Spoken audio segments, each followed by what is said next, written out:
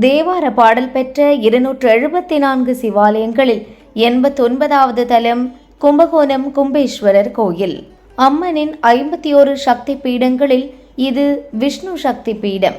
உலகம் அழிந்தபோது உயிர்களை மீண்டும் இவ்வுலகில் படைக்க வேண்டும் என்ற எண்ணத்துடன் சிவபெருமான் பிரம்மா மூலம் படைப்பு கலன்களை ஒரு கும்பத்தில் வைத்து காப்பாற்றினார். இதனால் கும்பேஸ்வரர் என்று பெயர் பெற்றார். எல்லா சிவாலயங்களிலும் ஒருபுறம் சூரியனும் மறுபுறம் சந்திரனும் இருப்பர். ஆனால் இவர்கள் இருவரும் ஒரே சன்னதியில் இணைந்து காட்சி தருவது இங்கு மட்டும்தான். சிவனுக்கு முன்பே விநாயகர் இங்கு வந்து காத்திருந்ததால் இவர் ஆதி விநாயகர் எனப்படுகிறார். ஊரின் நடுவே 3 ஏக்கர் பரப்பளவில் மகாமக குளம் அமைந்துள்ளது. 12 ஆண்டுகளுக்கு ஒருமுறை இங்கு நடக்கும் மகாமக திருவிழா தமிழகத்தின் மிகப்பெரிய விழாவாகும். 9 நதிகள் இங்கு தங்களது பாவங்களை போக்கிக் கொள்ள நீராடுவதாக ஐதீகம்.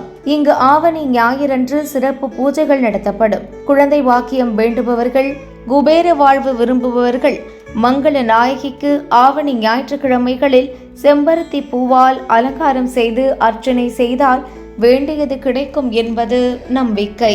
கும்பகோணம் நகரின் மைய பகுதியில் கோயில் உள்ளது. காலை 6 மணி முதல் மதியம் 12:30 மணி வரை, மாலை 4 மணி முதல் இரவு 9:30 மணி வரை கோயில் திறந்திருக்கும்.